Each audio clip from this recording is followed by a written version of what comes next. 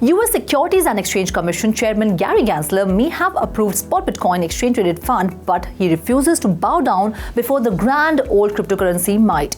While conceding to the pressure from the virtual digital currency industry, Gensler called the approvals the most sustainable path forward. "We did not approve or endorse Bitcoin," Gensler said. "Investors should remain cautious about the myriad risks associated with Bitcoin and products whose value is tied to crypto." He went on to add that Bitcoin is primarily a speculative, volatile asset that also used for illicit activity including ransomware, money laundering, sanction evasion, and terrorist financing. And Gensler sought to make it clear that these ETF sign-offs don't pave the way for any further action from the US securities regulator. It should in no way signal the Commission's willingness to approve listing standards for crypto asset securities, he said. Nor does the approval signal anything about the Commission's views as to the status of other crypto assets under the federal securities law or about the current state of non-compliance of certain crypto asset market participants with the federal security laws. Bitcoin is the only digital asset that Gensler routinely acknowledges is not a security, maintaining that the vast majority of other tokens fit the legal definition of securities that are rightfully under the SEC's jurisdiction. Another of the 5 SEC commissioners, Caroline Crenshaw, dissented from the approvals.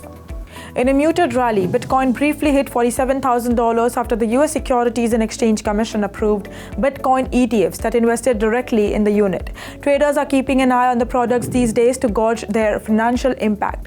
Ethereum and other cryptocurrencies have seen maximum increases following the ETF approval, but Bitcoin's gains are still restricted. The approval of Bitcoin ETF was soon followed by startling price increase for Ethereum that shot beyond $2,600 levels. It has already been projected by a number of market professionals that ETH will likely beat Bitcoin in Q1 2024. The good momentum that Ethereum experienced spread to other cryptocurrencies that are part of the Ethereum ecosystem. Polygon-related tokens witnessed a 13% increase. Chainlink had an 11% advance, and Uniswap saw a noteworthy 14% surge. Apart from Ethereum, other altcoins like Cardano have also joined the party. The Cardano price is up at 12.48% and is currently trading at $0.58 with a market capitalization of $20.5 billion. At the same time, Avalanche and Polkadot prices are also up by 11.47% and 14.6% respectively.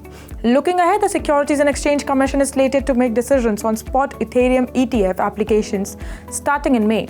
Major players such as BlackRock, Invesco, ARK, VanEck, and Grayscale, seeking to convert its existing Ethereum trust into the ETF, are among the firms awaiting approval. The co-founder of Ethereum, Vitalik Buterin, has argued in favor of raising the gas cap in a modest way in order to maximize network performance. The gas cap has not been raised in almost 3 years, which is the longest period in the protocol's history.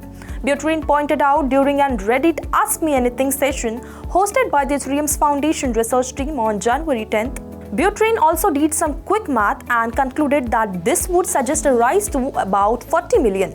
According to Etherscan, the largest gas limit is 30 million. Therefore, this implies a 33% rise. Just following Ethereum's genesis in 2015, the average gas limit was approximately 3 million gas, and it has since grown in tandem with network usage and popularity. The maximum amount of gas that can be used to carry out transaction or smart contracts in each block is known as the Ethereum gas limit. On the blockchain, gas is the cost needed to carry out a transaction or carry out a contract. Increasing the gas limit allows more transaction in each block, which theoretically increases the overall throughput and capacity of the network. However, it also increases loads of hardware and the potential risk of network spam and attacks. According to Etherscan, the average gas price or the cost of transacting on Ethereum is currently 35 GWI or $1.89. But they have been rising since the start of 2024, and they are significantly greater for smart contracts procedures that are sophisticated. Well, that's all in this special segment. For more such updates, watch 3.0TV or log on to website www.3versetv.io or scan the QR code. Thank you.